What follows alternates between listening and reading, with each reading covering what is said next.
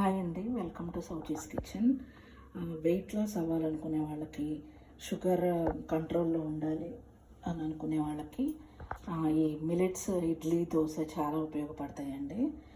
నేను సామలతో ఇడ్లీ చేస్తున్నాను. దానికి ఒక గ్లాసు మినపగుళ్ళు,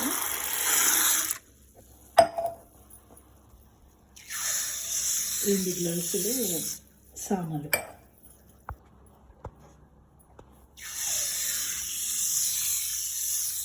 ఇవి 8 hours నానబెట్టుకోవాలండి.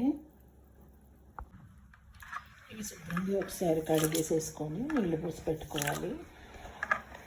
మినపగుళ్ళు ఒక 5 hours నానితే చాలు. ఇవి మిలెట్స్ మాత్రం 8 hours ఖచ్చితంగా నానబెట్టుకోవాలి. ఇలా సామలు మెత్తగా మిక్సీ పట్టుకోవాలి.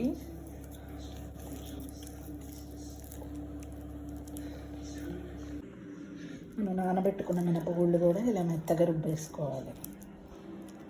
రుబ్బేసుకొని రెండు మిక్స్ చేసి పెట్టుకోవాలి.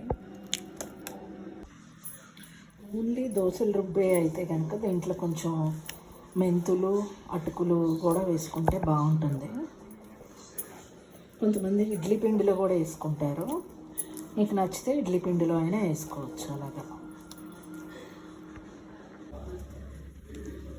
ఇప్పుడు ఇది మంచిగా ఫర్మెంటేషన్ అయింది.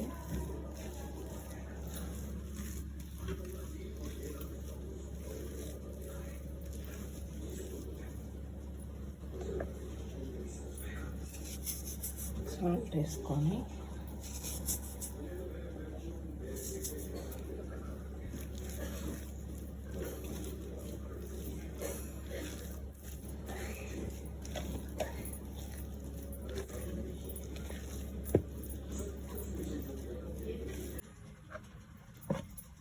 ఇడ్లీ వేసేసుకుందాం.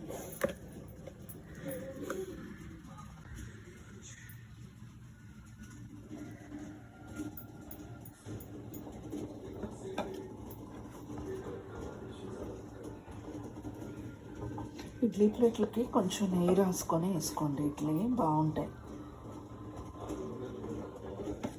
నెయ్యి ఫ్లేవర్ ఇడ్లీకి పట్టి చాలా టేస్టీగా బాగుంటాయి. ఒక 15 minutes స్టీమ్ చేసుకుంటే ఇడ్లీ రెడీ అయిపోతాయి. సామలతో చేసిన ఇడ్లీ రెడీ అయిపోయినాయండి. కారపొడి నెయ్యితో తింటే చాలా బాగుంటుంది.